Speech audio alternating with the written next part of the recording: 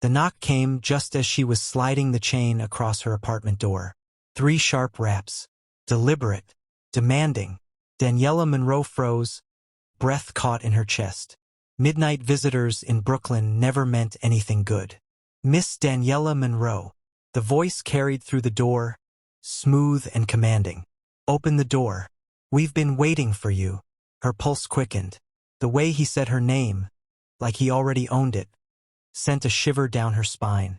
She cracked the door just an inch, and there he was, tall, Korean, dark suit tailored sharp enough to cut. His hair slicked back, his jaw sharp, his eyes black and unyielding. 2 men loomed behind him, but Daniela barely registered them. It was the one in front, the one staring at her like he could see straight into her, who made her heart stumble. "You don't know me," he said softly, almost like an apology, though his gaze didn't waver. "But you knew your grandmother. She was my queen. And now, you are ours." Daniela laughed, sharp and nervous. "Queen of what, exactly?"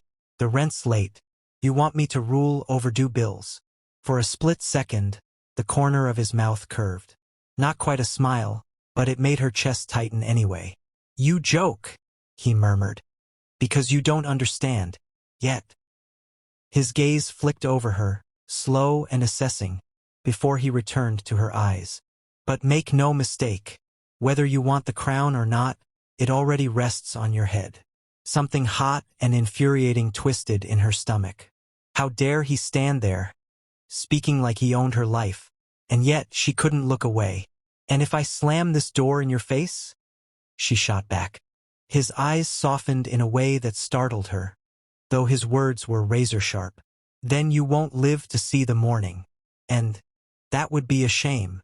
The way he said it, not as a threat but almost as if he meant it, sent another pulse through her chest, equal parts fear and something far more dangerous. Daniela didn't sleep that night.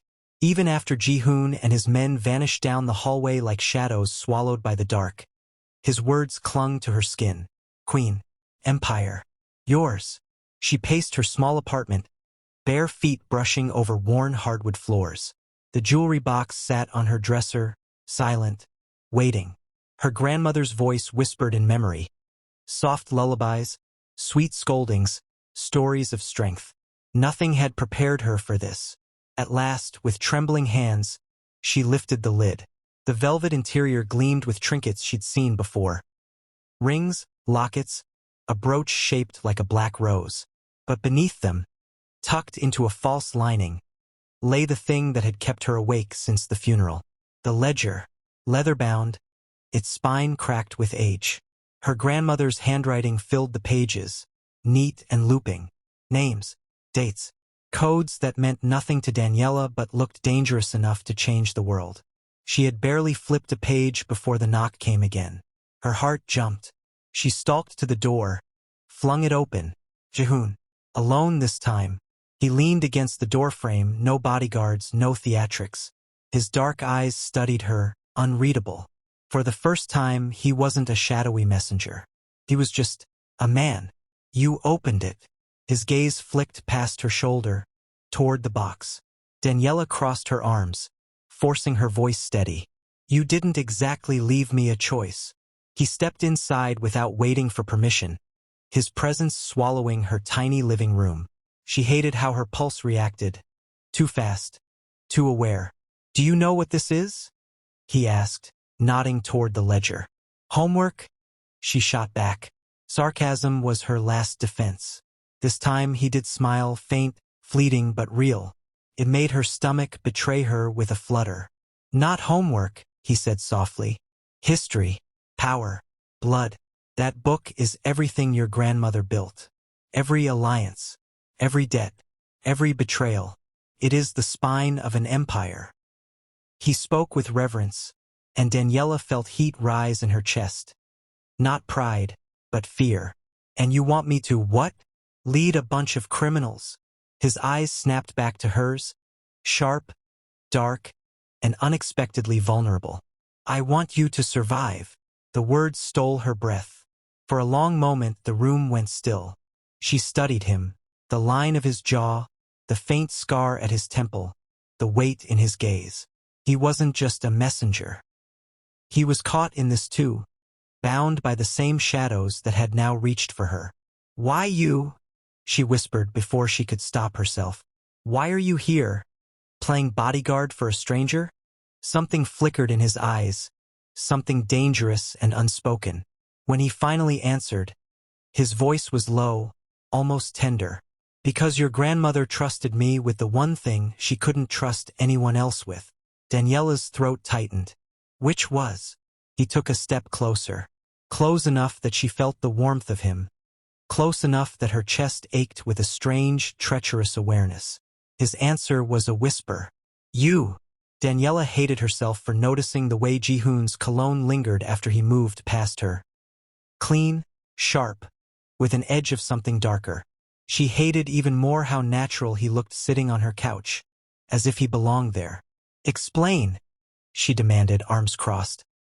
He leaned back, ankle resting casually over his knee, that faint smirk tugging at his lips. "There's nothing to explain. The world your grandmother built doesn't pause because you don't believe in it." Her glare sharpened. "I didn't ask for any of this. No one does," he said, tone quieter now. "But refusing won't save you. It will only get you killed." Before she could argue, her phone buzzed on the coffee table. Unknown number. She frowned, ignored it. Seconds later, the screen lit again. The same number. "Answer it," Ji-hoon said. Her stomach tightened. Against her better judgment, she swiped. "Hello." The voice on the other end was deep, rough, and mocking. "So the little queen finally picks up. Let's see if she's worthy." The line went dead. A chill washed over her. What the hell was that? Ji-hoon was already on his feet, every trace of casualness gone. "A test," he said grimly. "They want to see what you'll do when pushed." Her pulse thundered. "And if I fail?" His eyes locked on hers, dark and unyielding. "Then they'll kill you. And me. Probably everyone you've ever spoken to." They left the apartment 15 minutes later. The city outside was alive with neon and noise, but Daniela felt caged. Ji-hoon's hand brushed her back as he guided her into a waiting black car, and the simple touch, protective, steady, made her both safer and more unsettled. The car carried them to a warehouse at the edge of the river. Inside, the air reeked of oil and rust. A ring of men waited, watching. One stepped forward, sharp suit, gold rings, smile like a knife. "You're late, princess," he sneered. "Your grandmother would have slit my throat for making her wait. Let's see if her blood runs as hot in you." Daniela lifted her chin, masking her terror. Ji-hoon's hand brushed hers. Not enough for the men to notice, but enough for her to feel it. A silent reminder. "You're not alone." The man snapped his fingers. A boy was dragged forward, couldn't have been older than 17. Fear radiated from him. "Decision time," the man purred. "He stole from us. In your grandmother's day, thieves lost fingers, sometimes heads. What will the new queen decree?" The room fell silent. All eyes turned to her. Her chest tightened, bile rising. She glanced at Ji-hoon. His face gave nothing away, though his eyes burned into hers, urging her to stand, not to crumble. Daniela's throat was dry. Her grandmother's ledger felt like a ghost pressing on her shoulders. Everyone waited for blood. Finally, she spoke. "Let him go." A ripple of whispers shot through the men. The boy's eyes widened in disbelief. The man with the gold rings chuckled, low and dangerous. "Mercy? That's your ruling." Daniela forced herself to step forward, heat rising in her chest. "Mercy is not weakness. He's a child. Kill him and you get nothing. Spare him and he'll never steal again." Her voice sharpened. "But if he does, I'll deal with him myself." The silence stretched. Then, to her shock, Ji-hoon smirked, just slightly, as if proud. The man with the rings studied her, then laughed. "Ha! She's got fire, this one. Maybe you are her blood." The boy was shoved free. Daniela exhaled, shaky but unbroken. As the meeting dispersed, Ji-hoon leaned close, his breath warm against her ear. "You just painted a target on your back. But His voice dropped, intimate, almost admiring. You were magnificent. Her heart betrayed her again, slamming against her ribs. And for the first time, Daniela wondered if surviving this world would cost her not only her safety, but her heart. The city lights smeared across the car window as Daniela sat in silence, replaying the warehouse scene in her mind. Her hands still trembled, not from fear, but from the weight of choice.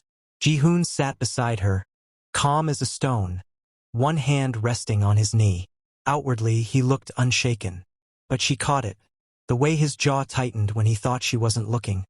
The way his eyes lingered on her a beat too long, as though still surprised she'd made it out unscathed. Finally, she broke the silence. Was that some kind of sick hazing ritual? His lips curved faintly. In this world, mercy is rarer than bullets. You gave them something they weren't expecting. She scoffed, but the words lodged in her chest. Yeah, and now they all want me dead for it. His gaze softened, just slightly. Not all of them. The driver pulled up to her building, but Ji-hoon didn't move to leave. Instead, he turned fully toward her, his dark eyes catching the dim streetlight. There's something you need to see. Inside her apartment, Ji-hoon moved with unsettling familiarity, as though he had been there before. He walked straight to the jewelry box, to the ledger. His fingers brushed the cracked leather with a reverence that startled her. This book, he said quietly, isn't just numbers and names.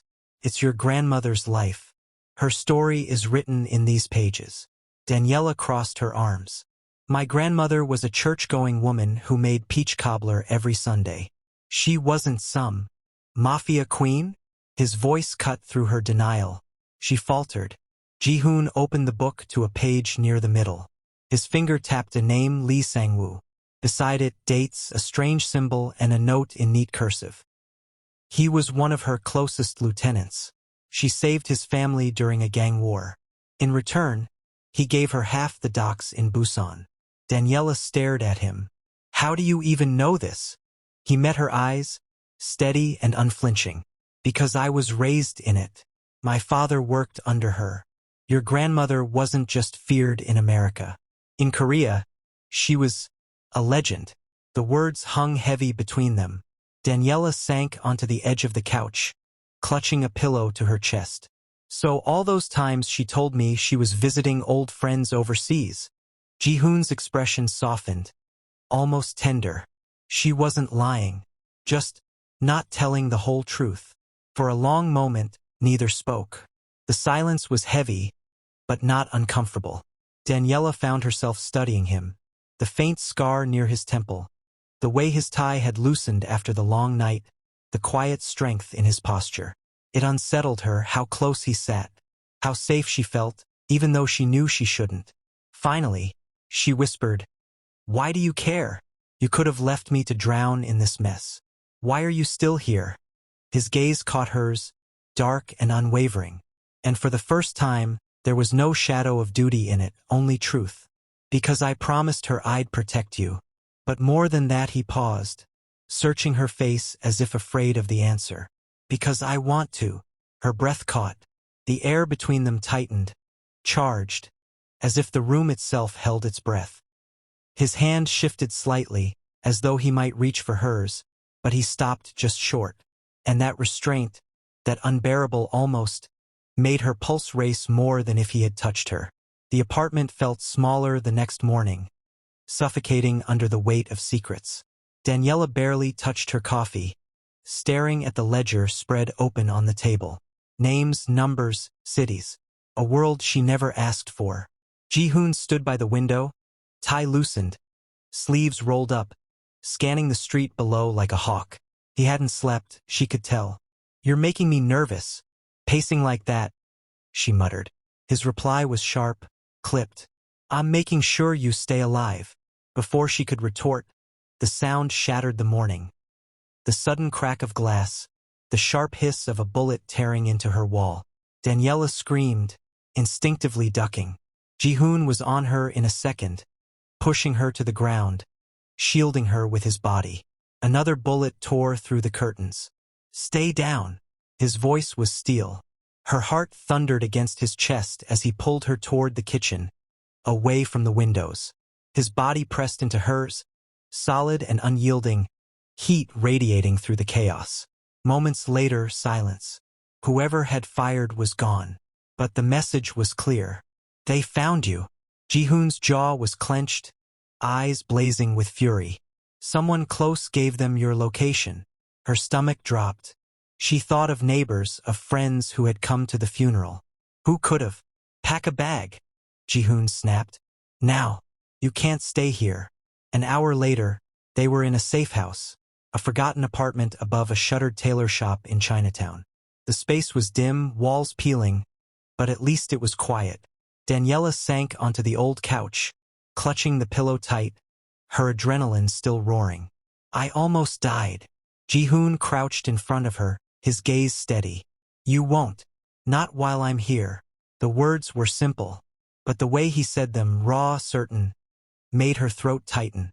You keep saying that, she whispered, like it's a promise you can actually keep. It is. Her breath hitched. He was too close.